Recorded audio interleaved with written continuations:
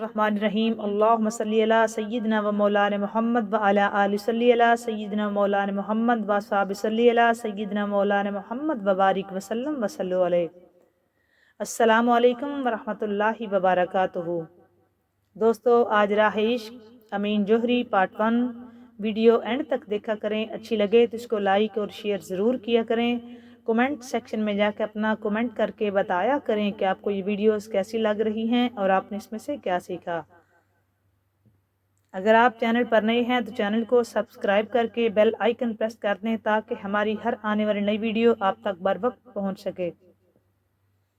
بڑھتے ہیں آج اپنے موضوع کی طرف، راہ عشق امین جوہری پارٹ 1۔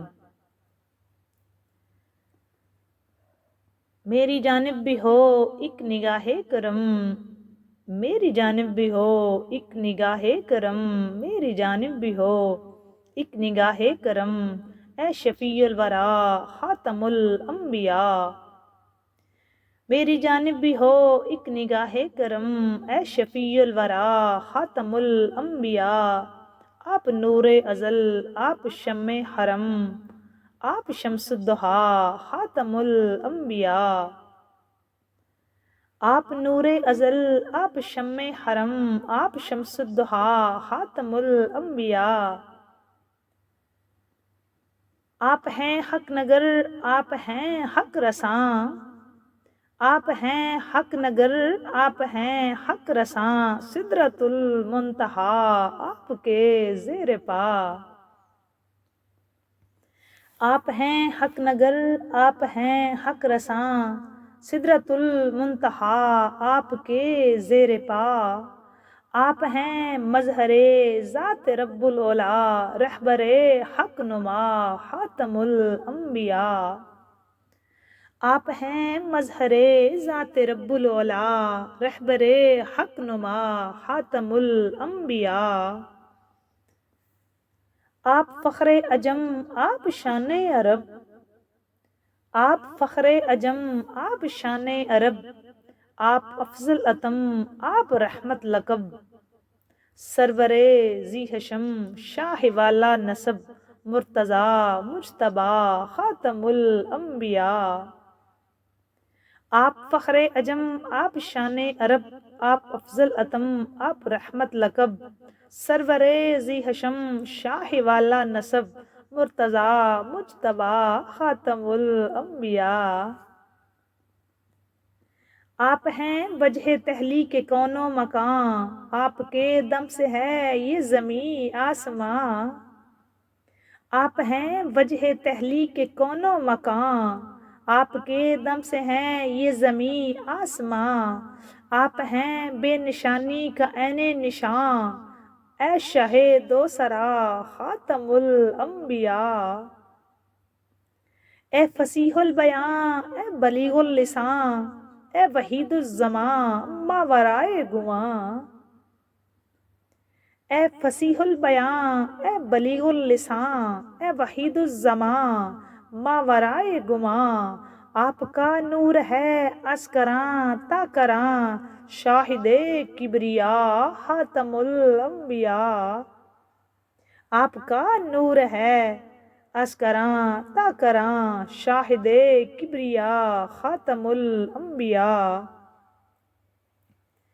مرسل مرسلاں سرور عرشیاں، مرسل مرسلاں سرور عرشیاں، ہادی انس و جاں مقبل مقبلاں۔ مرسل مرسلاں سرور عرشیاں، ہادی انس و جاں مقبل مقبلاں۔ آپ کی ذات ہے باعث کن فکاں، راز ارض و سما خاتم الانبیاء۔ آپ کی ذات ہے باعث کن فکاں، راز ارض و سما خاتم الانبیاء۔ راز ارض و سما خاتم الانبیاء، راز ارض و سما خاتم الانبیاء۔ میری جانب بھی ہو ایک نگاہ کرم، اے شفیع الورا خاتم الانبیاء۔ آپ نور ازل، آپ شمع حرم، آپ شمس الضحیٰ خاتم الانبیاء، خاتم الانبیاء۔ میری جانب بھی ہو، میری جانب بھی ہو، میری جانب بھی ہو، ایک نگاہ کرم، بس نگاہ کرم، ایک نگاہ کرم، بس نگاہ کرم، اے شفیع الورا، خاتم الانبیاء، آپ نور ازل، آپ شمع حرم، آپ شمس الضحا، خاتم الانبیاء، خاتم الانبیاء، خاتم الانبیاء، خاتم الانبیاء، میری جانب بھی ہو ایک نگاہ کرم، میری جانب بھی ہو ایک نگاہ کرم، اے شفیع الامم، خاتم الانبیاء، خاتم الانبیاء، خاتم الانبیاء۔ بادلنگ میں سونے اور چاندی اور جواہرات کی تجارت کے لیے عبد الرحمن جوہری کا گھرانہ بڑا مشہور گھرانہ تھا۔ شہر کے صدر بازار میں سب سے بڑی دکان اسی فرم کی تھی۔ بیرونی ممالک سے درآمد برآمد کی چابی بھی انہی لوگوں کے ہاتھ میں تھی۔ محمد امین عبد الرحمن چودھری کا اکلوتا بیٹا تھا۔ دولت و امارت کی چھاؤں میں اس نے آنکھ کھولی تھی، اس لیے انتہائی ناز و نام کے ساتھ پرورش ہوئی۔ حد سے زیادہ لاڈ پیار نے اس کو زندگی کے غلط رخ پر ڈال دیا تھا۔ ہاتھ میں پیسوں کی کمی نہیں تھی، جلد ہی اس کے دوستوں کا ایک حلقہ تیار ہو گیا۔ بری صحبتوں کا اثر اس کی زندگی پر بہت تیزی سے پڑنا شروع ہو گیا، یہاں تک کہ شہر کے اوباشوں، آوارہ لڑکوں اور بدقماش لوگوں کی بھیڑ میں ہر وقت یہ کھڑا رہتا۔ بہت ساری بری عادتوں کے علاوہ جوئے کی منحوس عادت اس کے گلے کا پھندا بن گئی تھی۔ گھر کی دولت اسی نشانے پر صرف ہوتی رہی، افلاس کے سائے اس کی زندگی کے قریب ہوتے رہے، یہاں تک کہ اس کے مخلق آزار نے اسے تباہی کے دھانے پر پہنچا دیا۔ بزرگوں کی فرمائش پر سینکڑوں بار اس نے غور کیا، لیکن غارت گر ساتھیوں کی بز میں پہنچ کر ہر بار اس کی توجہ ٹوٹ گئی۔ بیٹے کی غلط روی اور ہلاکت خیز روش سے باپ کے تمام ارمانوں کا خون ہو گیا۔ کاروبار کی ساری امنگیں ست پڑ گئیں، گھر کا مستقبل تاریک سے تاریک نظر آنے لگا۔ باپ کا بجھا ہوا دل اس صدمے کی تاب نہ لا سکا، جگر کا خون سوکھنے لگا، رگوں کی آگ سرد پڑنے لگی، اور دیکھتے ہی دیکھتے آنکھوں کی نیند، چہرے کی شادابی، جسم کی توانائی زائل ہو گئی۔ اب باپ کی عالیشان مسند پر نہیں بلکہ علالت پر فرش تھا۔ علاج پر لاکھوں روپے پانی کی طرح بہا دیے گئے، لیکن کھوئی ہوئی صحت واپس نہ آ سکی۔ جسم کا روگ ہو تو علاج ہو سکتا ہے، لیکن بیمار دل کا کہاں علاج ہوگا؟ سارے معالجوں نے جواب دے دیا۔ رات ڈھل چکی تھی، سارے شہر میں خاموشی کا سناٹا طاری تھا۔ باپ کی حالت آج نہایت غیر تھی، منٹ منٹ پر غشی طاری ہو رہی تھی۔ سارے لوگ خاندان والے سرہانے جمع تھے۔ امین بھی سر جھکائے ایک کنارے پر بیٹھا تھا۔ تھوڑی دیر بعد باپ کو ذرا افاقہ ہوا۔ آنکھ کھول کر اس نے اشارے سے امین کو اپنے قریب بلایا اور آپ دیدہ ہو کر بمشکل تمام صرف یہ الفاظ کہے، بیٹا اب میری زندگی کا چراغ بجھ رہا ہے، چند ہی لمحے بعد میں ہمیشہ کے لیے تم سے جدا ہو جاؤں گا۔ ہزار ارمانوں کے ساتھ خواجہ ہند کے دربار سے میں نے بھیک مانگی تھی۔ یہ حسرت مجھے قبر میں بھی تڑپاتی رہے گی کہ ایک بار بھی تجھے اجمیر شریف تک حاضر نہیں کر سکا۔ زندگی مہلت دے تو خواجہ صاحب کی چوکھٹ پر ضرور سلام کرنا۔ میری شرم عقیدت کا فرض ادا ہو جائے گا۔ تمہاری خراب زندگی کا غم لے کر اب میں ہمیشہ کے لیے تم سے رخصت ہو رہا ہوں۔ لا الہ الا اللہ محمد الرسول اللہ صلی اللہ علیہ وآلہ وسلم کہتے ہوئے ایک ہچکی آئی اور ایک مسافر ابدی نیند سو گیا۔ سارے گھر میں صفے ماتم بچھ گئی، رات بھر کحرام برپا رہا۔ بیوہ ماں کی درد انگیزی دیکھی نہیں جا رہی تھی، سننے والوں کے کلیجہ پھٹ رہے تھے، جتنے درد سے وہ بیوہ رو رہی تھی۔ امین کی حالت بھی قابل رحم تھی، روتے روتے ہچکیاں بن گئی، آنکھوں تلے اندھیرا چھا گیا۔ اب اسے محسوس ہو رہا تھا کہ باپ کو کھو کر اس نے کس قدر بھیانک جرم کیا ہے۔ صبح ہوتے ہوئے شہر کے معززین اور احباب و اقارب جمع ہو گئے۔ عبد الرحمن جوہری کی وفات پر سارا شہر سوگوار تھا۔ تجہیز و تکفین کے بعد جنازہ جس وقت گھر سے نکالا گیا، اس وقت ایک قیامت برپا تھی۔ شدت کرب سے گھر کا ہر شخص بے حال تھا۔ بیوہ ماں تو منٹ منٹ پر بے ہوش ہو رہی تھی۔ امین پاگلوں کی طرح پیچھے پیچھے چل رہا تھا۔ شہر کے سب سے وسیع میدان میں نماز جنازہ پڑھائی گئی۔ سارا مجمع قبرستان تک ساتھ رہا۔ لحد میں جنازہ اتارتے ہی امین چیخ پڑا، مجھے بھی باپ کے ساتھ قبر میں لٹا دو، اپنی زندگی سے بیزار ہو چکا ہوں۔ لوگوں نے ہاتھ پکڑ کر اسے الگ کیا اور ایک کنارے پر جا کر بٹھا دیا۔ تدفین کے بعد قبرستان سے سب لوگ واپس لوٹ گئے۔ امین کو بھی گھر تک پکڑ کر لایا گیا۔ عزیز و اقارب نے گھر والوں کو تسلی دی، صبر کی تلقین کی۔ تیسرے دن خاندان کے بڑے بوڑھوں نے امین کو بٹھا کر سمجھایا، بیٹا جو کچھ ہونا تھا ہو گیا، خدا کی مشیت میں کسی کا چارہ نہیں۔ اب کشتی کہ نہ خدا تم ہی ہو، اپنے باپ کی روح کو تسکین دینا چاہتے ہو تو اپنے آپ کو بدل لو، غلط صحبتوں سے توبہ کرو اور ایک شریف بیٹے کی طرح اپنے باپ کا کاروبار سنبھالو۔ اب اپنی بیوہ ماں کے لیے اس دکھ بھری دنیا میں تسکین کا سہارا صرف ایک تم ہی تو ہو۔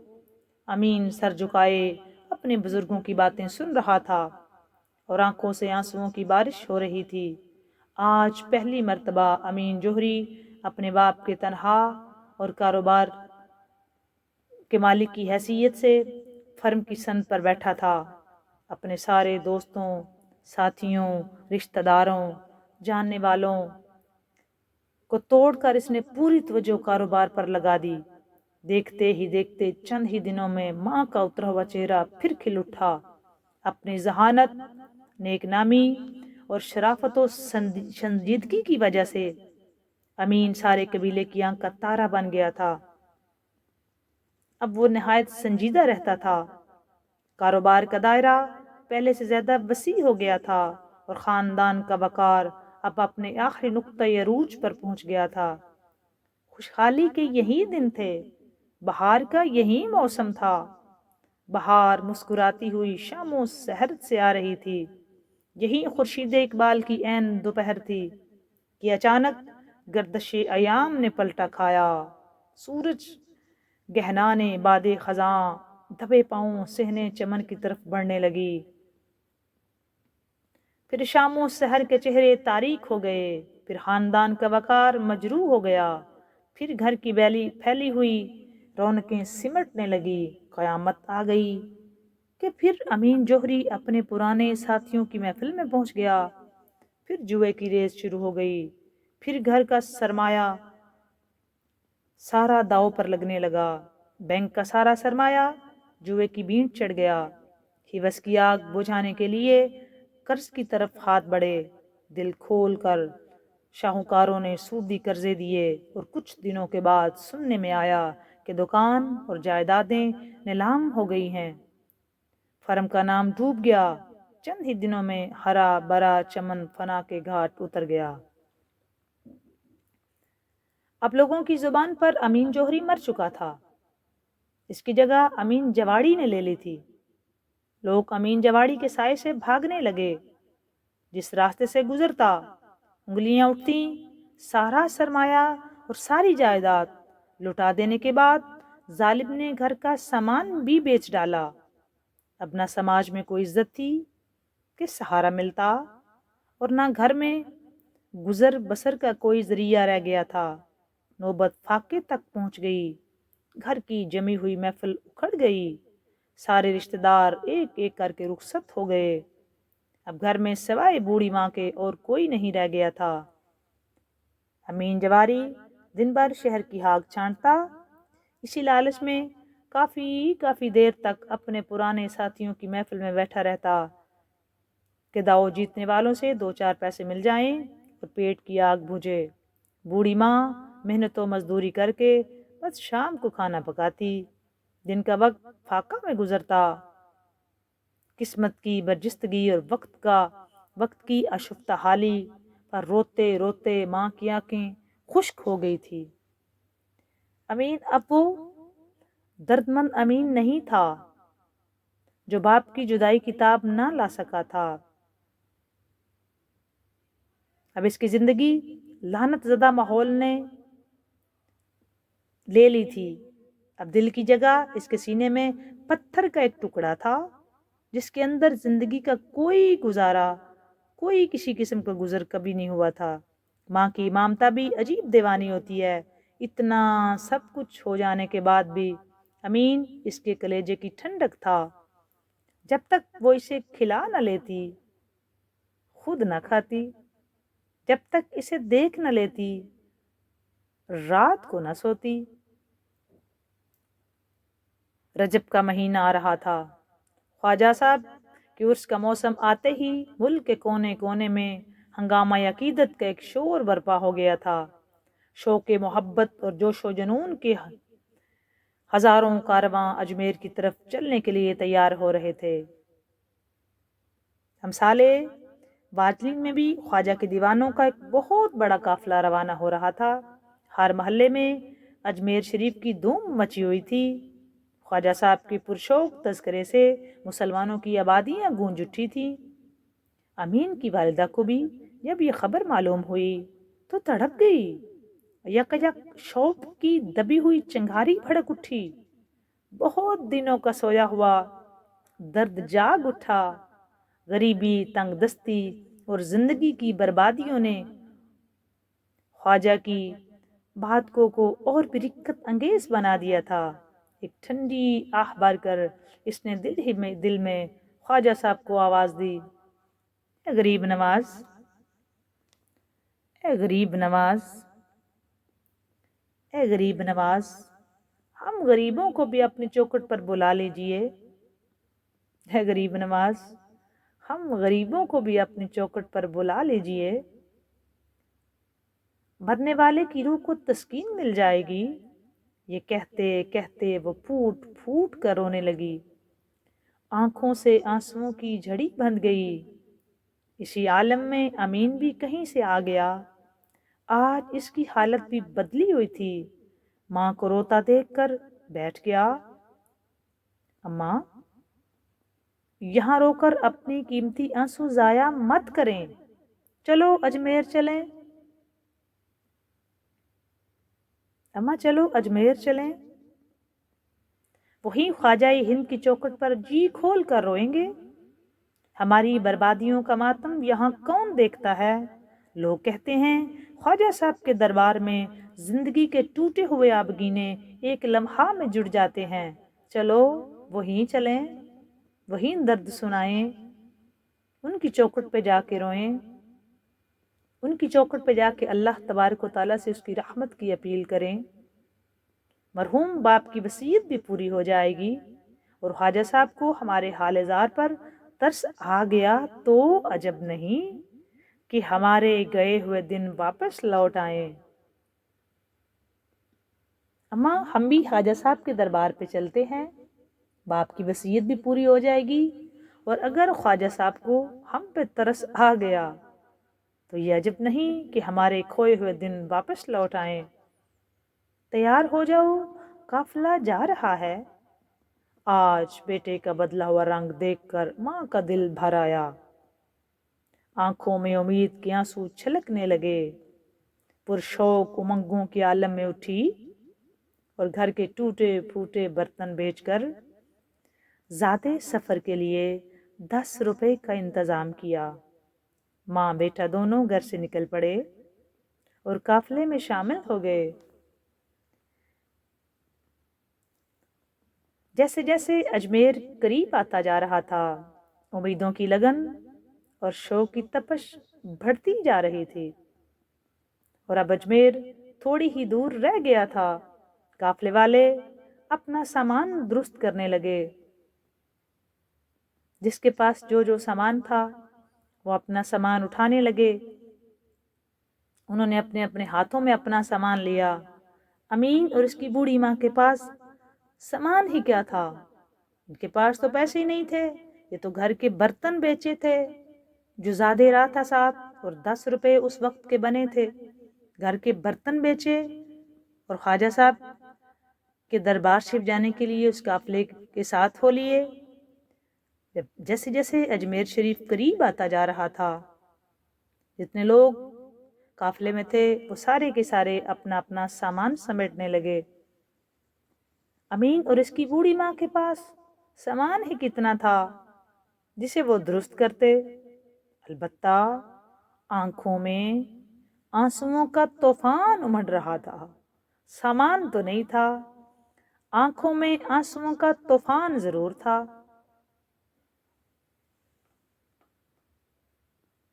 یہی ان کا قیمتی سامان تھا۔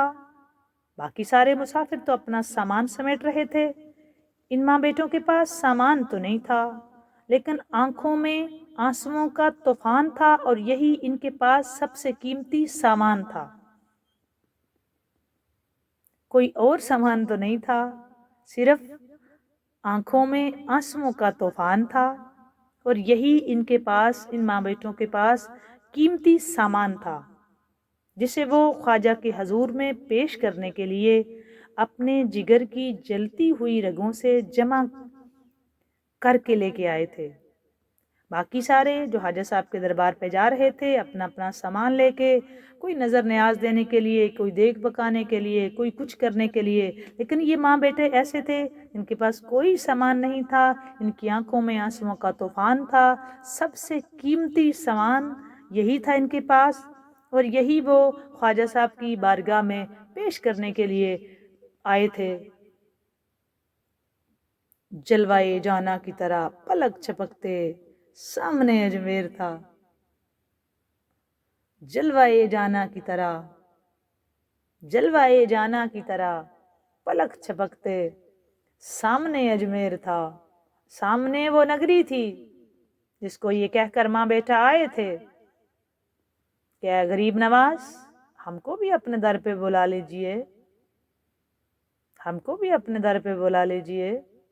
بڑے یقین سے یہ ماں بیٹا اس نگری میں آئے تھے، اپنے گھر کے برتن بیچ کر انہوں نے زیادہ راہ بنایا۔ جیسے ہی اس نگری کے قریب آئے تو جلوائے جانا کی طرح پلک چھپکنے میں وہ سامنے اجمیر تھا۔